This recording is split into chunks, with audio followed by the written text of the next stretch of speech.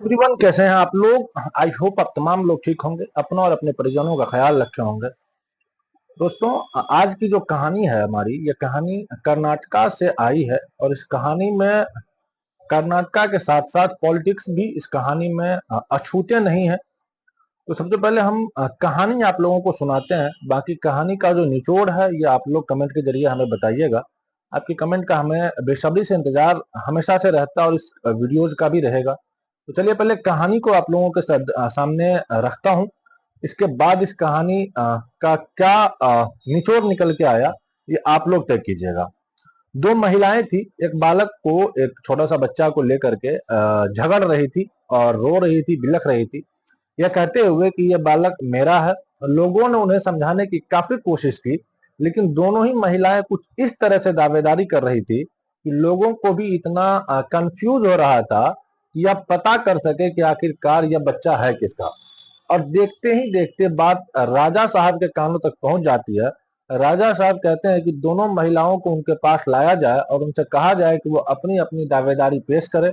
दरअसल दोनों महिलाओं ने अपनी अपनी बातें कही तो दोनों को देखकर लग रहा था कि यह बच्चा सचमुच इन्हीं का है। लेकिन बच्चा तो एक का ही हो सकता है, दोनों का तो हो ही नहीं सकता। अब राजा साहब भी परेशान हो जाते हैं, बल्कि पब्लिक भी परेशान हो जाती है। जो भी सभा के अंदर बैठे हुए लोग थे, बस यह जानना चाह रहे थे कि आखिरकार आप राजा साहब क्या फैसला लेने वाले हैं। तभी राजा साहब ने सेनापति को आवाज लगाई। आवाज लगाने के बाद कहा कि सेनापति, इस बालक को दो हिस्से में कर दो। दो हिस्से में करने के बाद दोनों हिस्से को एक एक महिलाओं के हाथ में दे दो और यहाँ से चले जाएंगे। कुछ इसी तरह का बंटवारा होगा, शायद इन्हें तसल्ली हो जाएगी। राजा साहब ने जब सेनापति से यह बात कही, सेनापति आगे बढ़ता है और सभा के सभी लोग देखकर ये आश्चर्यचकित थे कि आखिरकार राजा साहब ऐसा कैसे फैसला दे सकते हैं। तभी उन महिलाओं में से एक महिला कहती है, राजा साहब, जो भी आप करेंगे अच्छा ही करेंगे, हमें आपका फैसला पूरी तरह से मंजूर है। लेकिन दूसरी महिला रोते बिलखते हुए कहती है कि साहब, मुझे यह बच्चा नहीं चाहिए। राजा साहब, इस बच्चे को इसी महिला के हवाले कर दो, मुझे यह बच्चा बिल्कुल भी नहीं चाहिए। दरअसल राजा साहब ने जैसे ही ये बात सुनी, दरबार में यह बात पहुंची, तो राजा साहब कहते हैं इसका फैसला हो चुका है। दरअसल कोई भी माँ अपने बालक के दो हिस्सों में बंटवाना चाहेगी ही नहीं। इससे साफ पता चलता है कि यह बच्चा उसका है। जो इसके हिस्से नहीं कराना चाहती है, जो हिस्से कराना चाहती है, उसका बालक किसी भी कीमत पर हो ही नहीं सकता। दरअसल यह न केवल एक माँ पर बल्कि किसी भी इंसान पर एक बात सटीक बैठती है। जब कोई किसी से प्यार करता है, जब कोई किसी के बिना रह नहीं पाता, तो वह उसको किसी भी हालत में किसी भी तरह से दुख नहीं दे सकता, उसको किसी भी तरह से नुकसान नहीं पहुंचा सकता। आज की कहानी में जो आपको मैं सुनाने जा रहा हूँ, इस कहानी में एक व्यक्ति, एक लड़का दावा कर रहा था कि वह उससे बेइंतहा प्यार करता है, लेकिन उसी ने उसकी सांसें हमेशा हमेशा के लिए थाम ली। लेकिन जब यह बात सोशल मीडिया के माध्यम से लोगों को पता चलती है, तो पूरे प्रदेश में इस घटना के बाद फिर हंगामा खड़ा हो जाता है। सैकड़ों की संख्या में लोग सड़कों पर उतर जाते हैं। यही है आज की यह सच्ची घटना। आज की जो सच्ची घटना मैं आप लोगों को सुनाने जा रहा हूँ, यह सच्ची घटना कर्नाटका प्रदेश का एक शहर है, हुबली। दरअसल बात कर रहा हूँ 18 अप्रैल 2024 की शाम लगभग 4:40 के आसपास। एमसीए फर्स्ट ईयर की एक छात्रा होती है जिसका नाम होता है नेहा। नेहा अभी एग्जामिनेशन हॉल से निकलने के बाद सबसे पहले अपना बैग लिया। लेने के बाद उसमें से अपना मोबाइल निकाला और मोबाइल निकालने के बाद उस लड़की ने सबसे पहले अपनी माँ को फोन किया। माँ ने अपने एग्जाम के बारे में माँ को अपने एग्जाम के बारे में उसने बताया ही था कि सामने एक लड़का खड़ा हुआ। वो फोन रखती है, फोन रखने के बाद सामने लड़का खड़ा हुआ, उसको अपने हाथों से रोकने की कोशिश की। उस लड़की ने अपना रास्ता बदलने की कोशिश की। उस लड़के ने फिर से उसको रोकने की कोशिश की और वो उससे कुछ बात करने की कोशिश कर ही रहा था। अभी कुछ ही सेकंड हुए थे कि लड़की ने अपनी तरफ से ना बोला। इतना जो दूर खड़े हुए बाकी लड़के थे, उसने उनकी किसी की नजर पहुंचती है, वो अपने हिसाब से देख रहे थे, कुछ ना जैसा शब्द उसके समझ में आया है। लेकिन लड़के को इतना ज्यादा गुस्सा आया कि वो अपनी जेब में रखा हुआ एक बड़ा सा चाकू निकालता है निकालने के बाद उस लड़की के ताबड़तोड़ चाकुओं से वार कर देता है, कभी गर्दन के इस हिस्से पे तो कभी गर्दन के उस हिस्से पे, कभी सीने पे, कभी उनके पेट पे। एक दो बार उसने नहीं, लगभग 8 वार किए थे।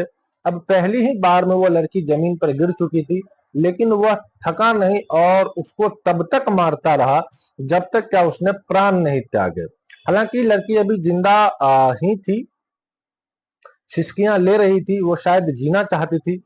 जैसे ही ये वहां के आसपास के स्टूडेंट इस दृश्य को देख रहे थे, कुछ पहली बात तो समझ ही नहीं पाए और उन्होंने जोर जोर से चीखना शुरू कर दिया, ताकि वह जो काम कर रहा था, जो कर रहा था, उसे करते हुए किसी भी तरकीब से रोका जाए। लेकिन उसके सिर पर खून सवार था। अपने इस घटना को अंजाम देने के बाद वो बड़ी आसानी से वहां से भागने की कोशिश कर रहा था।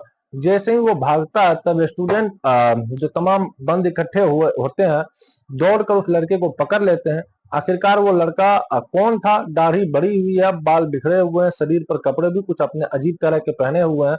उसे फाड़कर उसे गुस्से में वो स्टूडेंट बहुत बुरी तरह से पीटते हैं और पीट कर उसे गंभीर रूप से घायल कर देते हैं। वो लड़का पूछा जाता है कि तुम्हारा नाम क्या है, तुम कौन हो, कहाँ से आए हो? तब वो अपना नाम बताता है, कहता है मेरा नाम फैयाज है, फैयाज बड़ू नायक नाम है। मेरी उम्र 23 साल के आसपास होती है। जिससे जिसके पिता का एक सरकारी विद्यालय में शिक्षक होते हैं, जिसके जो जिला होता है बेलगावी सवादती एक जगह होती है, वहां का रहने वाला होता है। वो इसी कॉलेज का तो स्टूडेंट था। पढ़ने में ज्यादा होशियार नहीं था। 6 महीने पहले ही उसने स्कूल को ड्रॉप आउट कर दिया था, स्कूल नहीं आ रहा था, और 6 महीने में ये पहली बार आता और पहली बार आने के बाद इतना बड़ा कांड कर देता है, जिससे सब के सब लोग हैरान थे। वो उधर जो लड़की बेहोशी की हालत में पड़ी हुई थी, लड़की को जो गंभीर रूप से घायल हो चुकी थी, उस लड़की को जल्दी से उठाया जाता है। कॉलेज का जो नाम था बीवी कॉलेज, और यहाँ से लगभग 2 किलोमीटर दूर IAMS यानी कि कैंपा गड़ा इंस्टीट्यूट ऑफ मेडिकल कॉलेज, जो 2 किलोमीटर के आसपास था। वह स्टूडेंट कॉलेज के स्टाफ लोग उस लड़की को अपनी गोद में लेते हैं और यहाँ से दौड़ते हुए भाग रहे थे। लड़की अब पूरी तरह से खून से लथपथ हो चुकी थी, सांसें चल रही थी। दौड़ते हुए किसी तरकीब से सीधा हॉस्पिटल पहुंचते हैं और IMS, और वहां जाने के बाद उस लड़की को जब स्ट्रेचर पे लिटाया जाता है, डॉक्टर के पास पहुंचाया जाता है। डॉक्टर जब उसकी नब्ज टटोल रहे थे, लड़की मर चुकी थी। बस इस लड़की का मरना था, क्योंकि इस बीच में जो भी हुआ वो जब सीसीटीवी कैमरे में कैद हो चुका था। सीसीटीवी कैमरे में जो फुटेज थी वो इतनी साफ सुथरी तो नहीं थी, धुंधली थी, लेकिन यह दिख रहा था कि कोई उस पर हमला कर रहा है, कोई उसे मारने की कोशिश कर रहा है।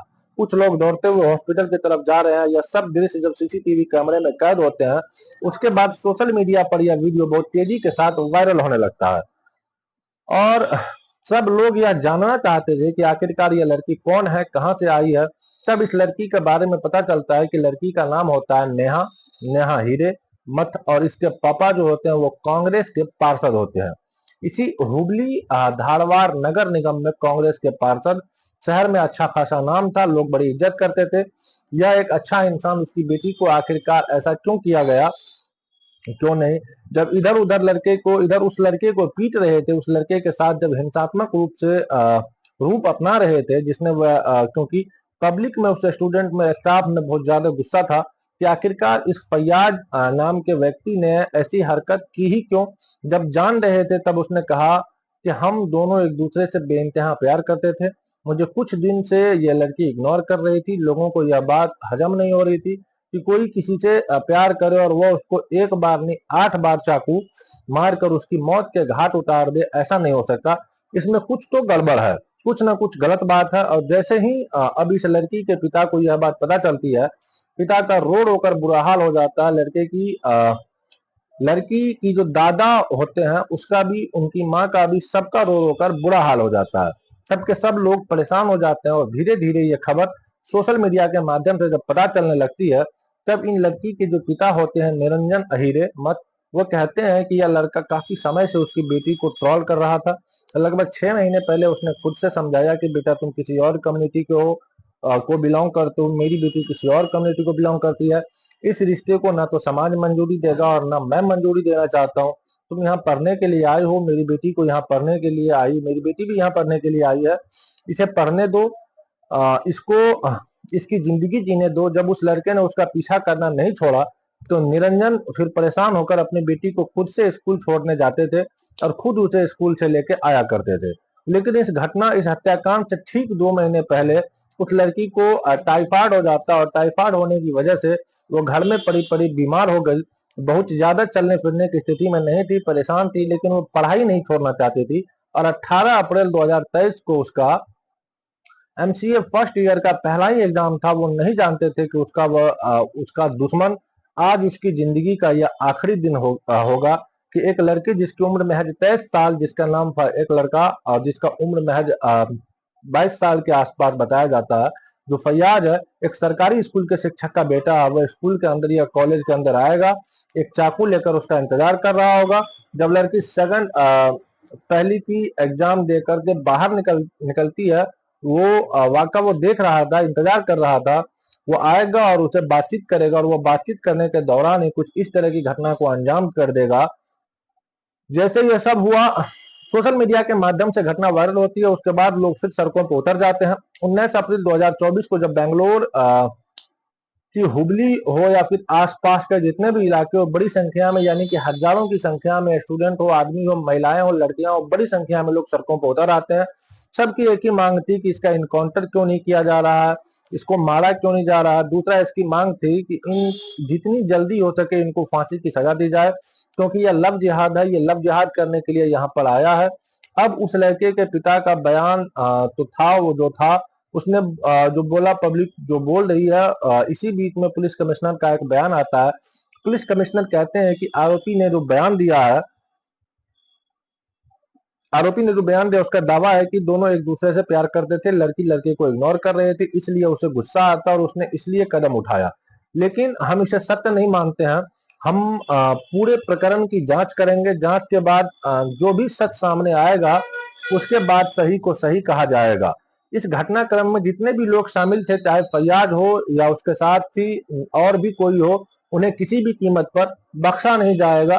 पुलिस ने अपना बयान कुछ इस तरह से दिया। लेकिन इसी बीच में गृह राज्य मंत्री जो परमेश्वर, वो कहते हैं कि दोनों रिलेशनशिप में थे, दोनों की कुछ दिन से बातें खराब चल रही थी। बस इतना था कि जैसे कि आग में घी का काम हो गया हो। उधर केंद्रीय मंत्री प्रहलाद जोशी वह कहते हैं कि लव जिहाद का एंगल है। जब लड़की ने प्रस्ताव को ठुकरा दिया था तो उसने हत्या कर दी, क्योंकि वो लव जिहाद इस एंगल में फैल चुका था, इसलिए उसने हत्या की। अब बात डीजीपी तक पहुंच जाती है तो आलोक मेहता डीजीपी कहते हैं कि हत्या निजी कारणों से हुई है। प्रत्येक पहलू पर पुलिस अपनी जांच कर रही है। जांच के बाद जो भी तथ्य सामने आएगा सबके सामने रख दिए जाएंगे। आरोपी को गिरफ्तार कर लिया गया है और आरोपी से संबंधित कोई भी जो होगा उसे भी किसी भी कीमत पर बख्शा नहीं जाएगा। लेकिन मुख्यमंत्री सिद्धार्थ मौर्य जो होते हैं वो कहते हैं कि निजी हत्या, निजी कारणों से लड़की की हत्या हुई है, लव जिहाद का एंगल नहीं है और मैं इस घटना की निंदा करता हूं। एक पकड़ा गया है, बाकी भी पकड़े जाएंगे। यानी कि जो सरकार में बैठे हुए लोग हैं वह एक तरह से बातें कर रहे हैं कि जो विपक्ष में बैठे हुए लोग, जो बीजेपी से ताल्लुकात रखने वाले लोग हैं, वो इसे लव जिहाद का एंगल बता रहे हैं। अब देखते ही देखते लोगों में गुस्सा भड़कने लगता है। एक तरफ तो लोकसभा का चुनाव चल रहा है और दूसरी तरफ इस तरह की घटना घट जाती है, तो जाहिर सी बात है कि हर किसी को गुस्सा आएगा ही। लेकिन जब लड़की के पिता के सामने किसी पत्रकार ने जब माइक लगाया, उनसे पूछने की कोशिश की कि आप क्या कहना चाहते हो, तो उन्होंने कहा कि मेरी लड़की बहुत अच्छी थी, उनकी कोई कमी नहीं थी, 2 महीने से विद्यालय भी नहीं जा रही थी, बीमार होने की वजह से और डिप्टी सीएम और सीएम इस तरह की बातें करके सिर्फ राजनीति लाभ लेना चाहते हैं। वह ज्यादा से ज्यादा वोट हासिल करना चाहते हैं, जबकि लड़की का पिता भी कांग्रेस पार्टी से ही ताल्लुक रखता है। अब उन्होंने कहा कि जो भी हो सो है, वो इस आरोपी का इनकाउंटर चाहते हैं या इसको फांसी होनी चाहिए। जितनी जल्दी हो सके इनका यह फैसला होना चाहिए, नहीं तो वह भी सबके साथ, जो लोग सड़कों पर उतरे हुए हैं उनके साथ सड़कों पर ही उतर जाएंगे। दोस्तों, इस पूरे घटनाक्रम को सुनाने का उद्देश्य किसी को परेशान करना या किसी का दिल दुखाना कतई नहीं है, बल्कि आपको जागरूक करना, आपको सचेत करना है। आई होप कहानी आपको समझ में आ गई होगी। पसंद आने की तो कोई बात ही नहीं है। कहानी अगर ठीक ठाक लगे आपको और इसकी जानकारी कहीं ना कहीं अगर आपके पास पहुंची हो तो वीडियो को लाइक कीजिएगा। चैनल पर अगर हमारे इस नए हैं तो आप चैनल को सब्सक्राइब भी कर सकते हैं इसी तरह की कहानी और इसी तरह की अपडेट जानने के लिए। मिलते हैं किसी नए वीडियो में नई कहानी के साथ, तब तक के लिए जय हिंद, जय भारत।